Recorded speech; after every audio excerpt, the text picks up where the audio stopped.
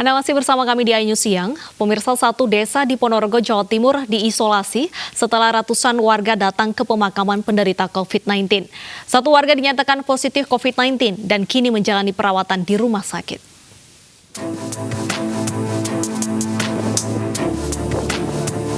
Jalan Desa Panjang, Kecamatan Jenangan, Ponorogo, Jawa Timur ditutup. Hal ini dilakukan pasca ratusan warga datang ke pemakaman penderita COVID-19 tanpa protokol kesehatan. Saat dimakamkan belum ada hasil swab tes dari jenazah. Namun 3 hari usai pemakaman, hasil swab tes menunjukkan jenazah terkonfirmasi positif COVID-19. Guna mencegah penyebaran virus corona, warga yang datang ke pemakaman menjalani rapid test dan swab tes. Dari tes tersebut, sang istri dinyatakan positif COVID-19 dan selanjutnya dirawat di RSUD Harjono, Ponorogo. Sementara 6 orang yang memandikan dan memakamkan jenazah diisolasi di balai desa dan ratusan warga lainnya menjalani isolasi mandiri. Terkena 2 minggu tidak boleh keluar, tidak boleh orang lain masuk. Jadi semua akses menuju desa ditutup berarti? Ya ditutup, semua akses masuk desa ditutup, kecuali bahan makan. Data Satgas Penanganan COVID-19 Kabupaten Ponorogo tercatat 54 pasien positif, 19 orang masih menjalani perawatan di rumah sakit, 32 orang pasien sembuh, dan 3 orang meninggal. Dari Ponorogo, Jawa Timur, Ahmad Subeki, iNews melaporkan. Presiden Joko Widodo memberikan instruksi untuk Provinsi Jawa Timur agar segera mengendalikan penyebaran COVID-19. Terkait hal tersebut, para pemangku kebijakan menggelar rapat evaluasi mencari solusi guna menekan angka penyebaran COVID-19.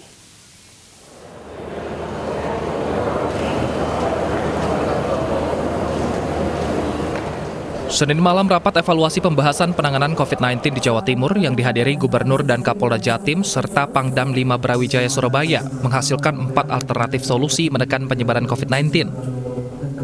4 hal tersebut diantaranya menerapkan pendisiplinan protokol kesehatan berdasar epidemiologi, peningkatan kesadaran masyarakat, meneruskan PSBB, merumuskan pembatasan wilayah berbasis kelurahan atau kecamatan, serta menerapkan PSBB di kelurahan atau kecamatan selama 14 hari penuh.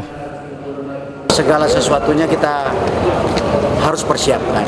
Saya melemparkan model sambil kita melakukan kajian secara saintifik berdasarkan data dan masukan dari para pakar.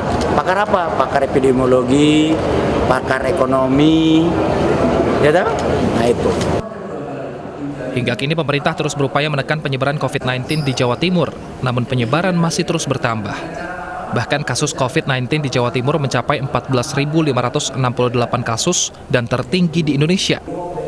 Daerah paling terdampak masih didominasi Surabaya, Kabupaten Gresik, dan Sidoarjo. Dari Surabaya, Jawa Timur, Rahmat Ilyasan, iNews melaporkan. Dan apa langkah yang akan diambil oleh pemerintah Provinsi Jawa Timur? Kita akan bertanya langsung kepada Ketua Kuratif Gugus Tugas Penanganan COVID-19 Jawa Timur, Dr. Joni Wahyu Hadi. Selamat siang, Dr. Joni. Selamat siang, Mbak Dita. Baik, Dok, apa sebenarnya yang masih sulit dikendalikan oleh pemerintah Provinsi Jawa Timur sehingga angka corona ini masih terus tinggi? Iya, jadi begini, setelah PSBB beberapa waktu lalu, kemudian kita semuanya dari Forkopimda dan seluruh stakeholder yang terlibat, dipimpin langsung oleh Bu Gubernur, kita melakukan serangkaian evaluasi. Kita fokuskan terutama pada daerah-daerah yang tinggi case-nya, yaitu Surabaya, Gresik, dan Sidoarjo, yang merupakan 82,1% dari seluruh masalah di Jawa Timur. Kita ketemu langsung, dipimpin oleh Bapak Kapolda dan Bapak Pangdam, bahkan tadi malam dipimpin langsung oleh Bu Gubernur, untuk melakukan evaluasi kemudian menentukan strategi bagaimana mengendalikan COVID ini. Satu hal yang sangat menarik dari kesimpulan evaluasi itu, kita arahkan pada on the spot evaluation, kalau boleh saya beri nama. Jadi para Kapolres, para Dandim oleh Bapak Kapolda dan Bapak Pangdam diberikan tugas untuk memonitor. Jadi by name, by address di masyarakat, ya, di masyarakatnya, daerah masing-masing, melibatkan Kapolsek, Kapolres, dan Koramil, Babinsa, dan seluruh yang terlibat di sana, termasuk Satpol PP, untuk memapping siapa-siapa yang positif, kemudian dilakukan isolasi, kemudian dimonitor. Jadi kalau dihitung-hitung, kalau misalkan satu daerah itu, jadi utamanya itu adalah untuk memonitor pergerakan, ya, aktivitas dari yang membawa virus. Pembawa virus kan manusia, bisa OTG, bisa PDP, ya, bisa confirm. Itu dimonitor terus, ya, dilakukan isolasi yang masif, kemudian dilakukan monitoring. Jadi akan dilakukan, dan ini sedang proses perjalanannya dilakukan dengan monitor yang ketat. Pergerakannya bagaimana, kontaknya siapa, apa bantuan yang bisa diberikan oleh masyarakat dan pemerintah pada mereka. Nah, moga-moga dengan demikian maka transmission ke masyarakat yang lain itu bisa terkendalikan. Baik. Dengan berkonsentrasi pada Surabaya Raya ini, moga-moga bisa dikendalikan Jawa Timur. Oke, Dr. Joni, dari 4 solusi yang direncanakan, mana solusi yang memungkinkan untuk diterapkan? Ya, tergantung dari progresnya. Jadi kan ada 2 kriteria yang ditetapkan itu.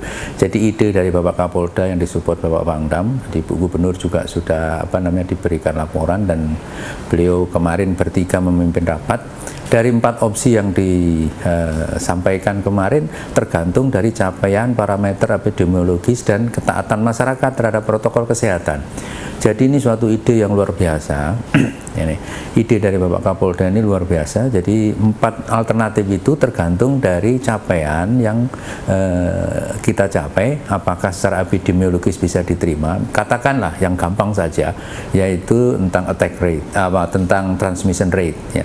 Kalau transmission rate-nya bisa kendalikan menjadi 1 atau kurang, berarti itu secara epidemiologis tercapai. Dengan attack rate yang kurang dari 1, yakin nanti penyebarannya akan bisa dikendalikan. Ya, salah satu contoh. Kemudian parameter yang lain adalah kesembuhan dan kematian. Jadi kesembuhan di Jawa Timur kan makin lama makin naik, ya. Khususnya di Surabaya juga makin lama makin naik. Ada daerah-daerah tertentu yang sedang kita evaluasi kesembuhannya. Pak Joni. Nah, kenaikan kesembuhan ini penting, ya. Bagaimana dengan tes massal? Saat ini kan Jawa Timur dinilai tes massalnya masih rendah, Pak. Apanya? Untuk pemeriksaan tes massal kepada masyarakat, apakah akan ditambahkan mengingat pemerintah Provinsi Jawa Timur masih rendah dalam melakukan tes massal? Jadi begini, tes massal itu adalah guna untuk screening. Jadi WHO sendiri mengatakan, ya, perubahan dari kriteria sembuh itu tidak selalu bahwa dia harus negatif. Ini satu statement yang penting. Kalau secara klinis baik dan kita bisa melakukan evaluasi, itu bisa menjadi patokan bahwa dia sembuh. Nah, yang penting adalah kesembuhan sebetulnya. Jadi karena virus ini virus RNA, mudah mutasi, dan kita lihat di masyarakat gejala-gejala klinis yang ringan dan sedang ini makin banyak. Jadi rasa-rasanya ini sudah mengarah ke arah endemis, ya. Endemis itu penyakit yang selalu ada setiap saat. Seperti flu itu selalu ada. Typhoid itu orang kalau diperiksa semuanya itu ada, antibodi terhadap typhoid itu ada. Tetapi kita tidak sakit tipes, ya. Nah, ini kelihatannya sudah mulai mengarah ke sana. Moga-moga saja virulensi dari virus ini makin lama makin turun, sehingga yang berat, yang kritis makin lama makin menurun. Kalau kita lihat kematian juga makin lama makin landai, walaupun ini masih menjadi masalah di Jawa Timur karena masih 7 lebih, artinya masih di atas rata-rata nasional. Kami berupaya semaksimal mungkin untuk mengontrol ini, jadi meningkatkan kesembuhan, mengurangi kematian, melakukan isolasi, melakukan tracking yang betul, sehingga kemana orang yang positif itu pergi, kemana kontak kontak tracingnya harus kita evaluasi. Ya, moga-moga ke depan bisa lebih baik. Baik, kita juga berharap seperti itu. Terima kasih Dr. Joni atas informasi dan waktunya bergabung di iNews Siang. Pemirsa, kita ke informasi lainnya. Eti Thoyib Anwar, tenaga kerja Indonesia yang lolos dari hukuman mati di Arab Saudi, kemarin kembali pulang ke Majalengka, Jawa Barat. Eti lolos dari hukuman mati setelah menebus 4 juta real atau 15,5 miliar rupiah.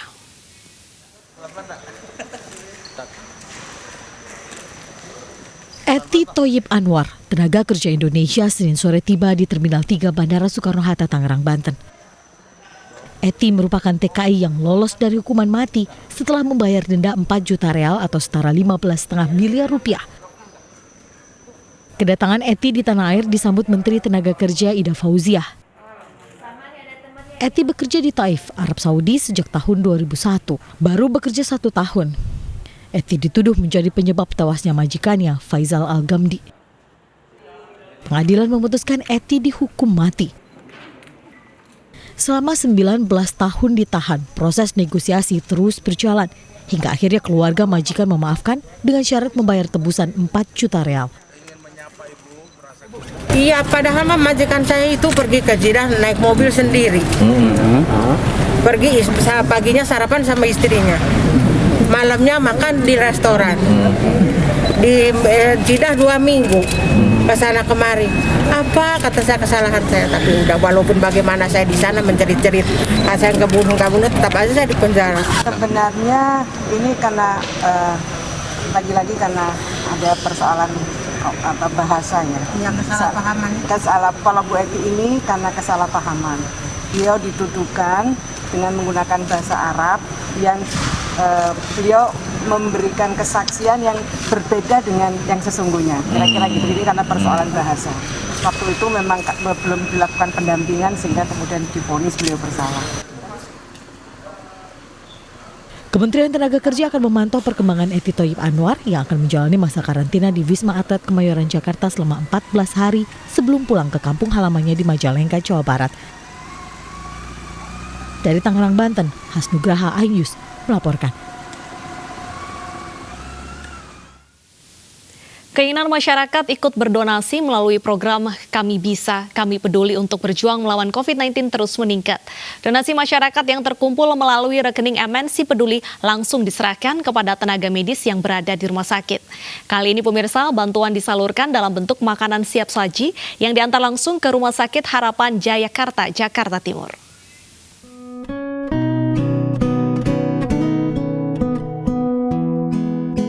Banyak cara yang bisa dilakukan untuk berbagi di tengah pandemi COVID-19.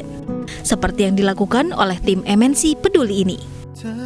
Bersama PT Produser Pangan Asia, MNC Peduli menggandeng pelaku usaha mikro, kecil, dan menengah untuk menyediakan makanan siap saji yang akan disalurkan kepada tenaga medis yang bertugas di Rumah Sakit Harapan Jayakarta, Jakarta Timur.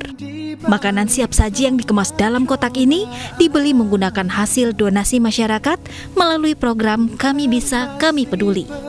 Inisiatif kami dengan PPA Produser Pangan Asia, di mana kita membantu UMKM dalam bidang F&B untuk jadi kita beri mereka dana, mereka berikan kita makanan siap saji yang kita salurkan ke berbagai macam rumah sakit, berbagai macam panti asuhan, panti jompo, seperti itu. Kami sangat berterima kasih sekali atas bantuan dari MNC Peduli, atas bantuan donasinya. Mereka ini kan garda terdepan kan memang imun tubuhnya harus dikuatkan, ya satunya dengan makanan yang bergizi. Ya kami berharap juga sih kalau bisa memang ada bantuan bentuk vitamin dan sebagainya, seperti itu. Memutus mata rantai penyebaran virus corona merupakan tanggung jawab kita bersama. Untuk itu, marilah kita mendukung perjuangan tenaga medis dengan berdonasi melalui rekening MNC Peduli. Berapapun donasi yang Anda berikan akan sangat bermanfaat bagi mereka yang membutuhkan. Tim Liputan iNews melaporkan. Ratusan penonton konser Rhoma Irama menjalani rapid test. Selengkapnya usai jeda, tetaplah di iNews Siang.